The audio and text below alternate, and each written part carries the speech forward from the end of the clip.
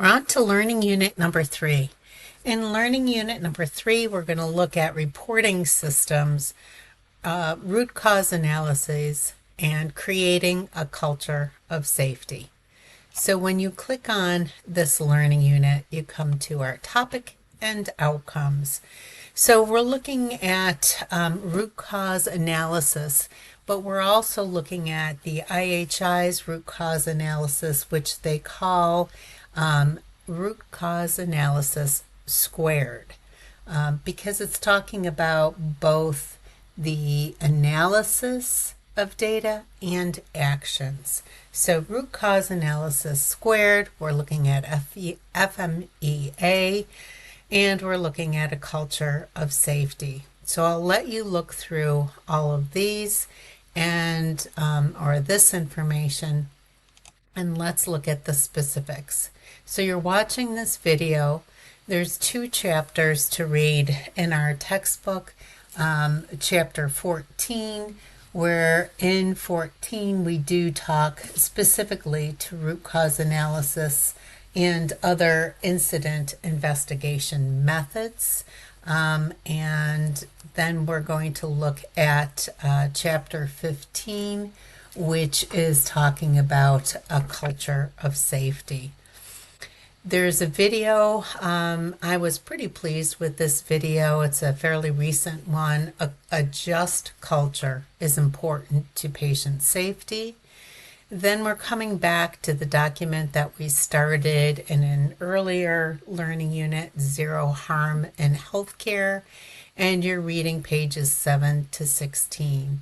One of the highlighted quotes from this article really resonates with me. More than any single element, organizational culture is the key to accelerating progress towards zero harm in healthcare. So when you click on, we're going to read pages 7 to 16, and we will come back to this document again to complete it. In this folder, RCA Squared, we're going to watch a very brief video, and then there are 2 tools through the IHI.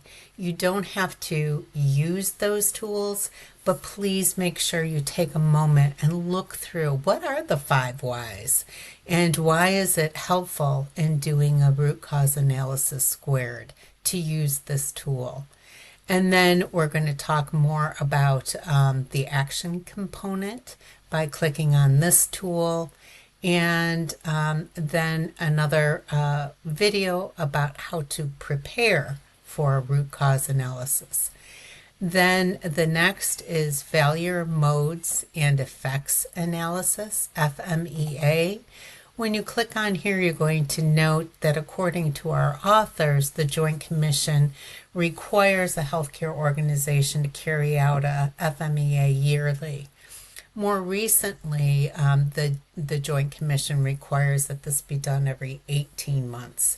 So look through what FMEA is, what is the process, and then see if you can find out who does this at your organization. And then we get to the discussion board. For the discussion board, we've reviewed 2 of those tools that we just spoke about. And what I'd like you to do is to describe the experience of using either one or the other. So either the RCA squared or FMEA. Explain why, when, and how these 2 tools can be used. And then share with us your previous experience, if you do have any experience, with completing or being part of a team that reviews a root cause analysis or FMEA. If you haven't used these tools in the past, can you see yourself using them in the future? Or I guess if you're not in a clinical arena, Do you see yourself being knowledgeable about how these tools are used?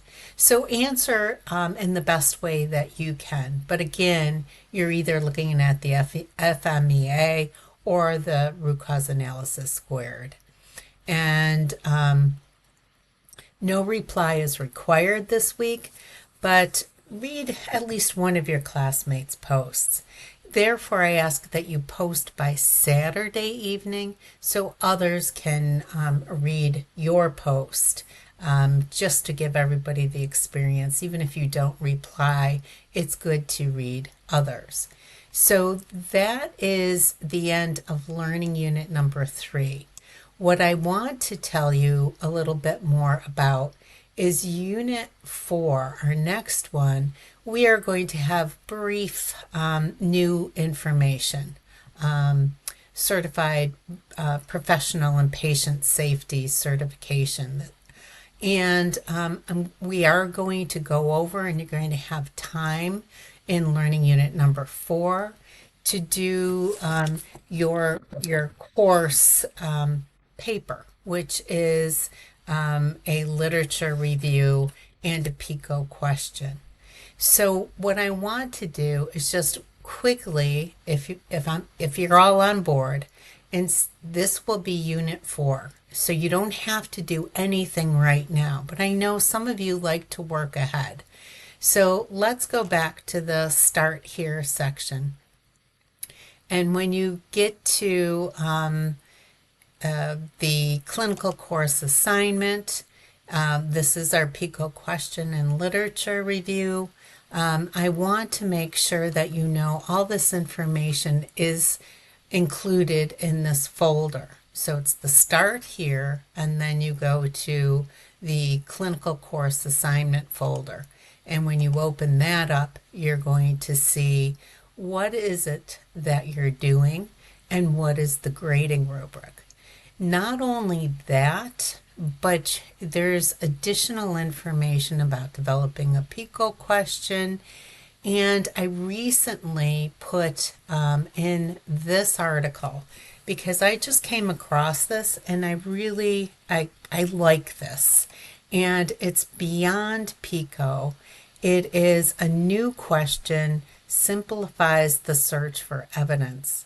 And especially when you're looking at a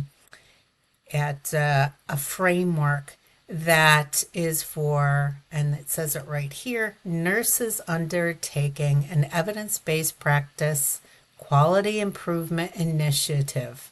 You can use this other format, the PPCO. It includes the problem, population, change, or outcome. That helps you find the literature that will be helpful for your initiative. So I've recently added that on, but you still have the option. You have the option to, if you're familiar with or you think the PICO question format will help you, absolutely use that.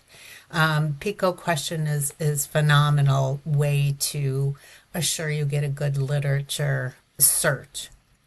But beyond that, you can trial and use the PPCO. See if that will help.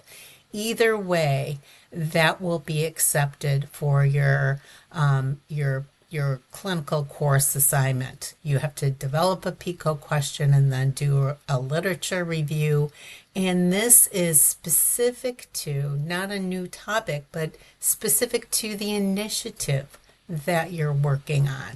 So if we look at it a little bit longer, you're going to see it is 5 to 7 pages, including your abstract and reference page. So that's 2 right there. So you don't have to do 7 to 10. It's 5 to 7. And have a title page, but you don't have, that isn't included. This is going to be due in learning unit number 5. And I think this will, like I said, you're going to have plenty of time to do that when we get to learning unit number 5. So, and most of this information I'll have, as links in learning unit number 5. Learning unit number 5 is also going to, instead of a discussion board that's asking you about new content, it's going to ask you to share about your initiative. So we're working together along with our learning units. So remember, I'm sorry, our practicum modules. So practicum module 1, 2, 3.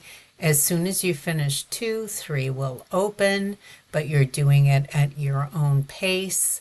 And then practicum module number 4 is talking again about your PICO question and your lit review. So you can see that this one will help you complete that paper, which is due at the end of learning unit number 5. So I just want you to see that everything is coming together. So do your best to keep up with practicum modules in their completion, because they do build on and help you and will help you through all aspects of that final paper. One other thing, in learning unit number 4, I'll try to also make it available to you sooner than learning unit number 4. I will have done a video about searching our Mercyhurst University Libraries database. So I will do about a 6-minute video to help you with that. So thank you for sticking with me and hearing not only about what we're doing in learning unit number 3, but how we're building on the practicum modules to get our clinical course literature review and PICO question completed as well at the end of learning unit number 5.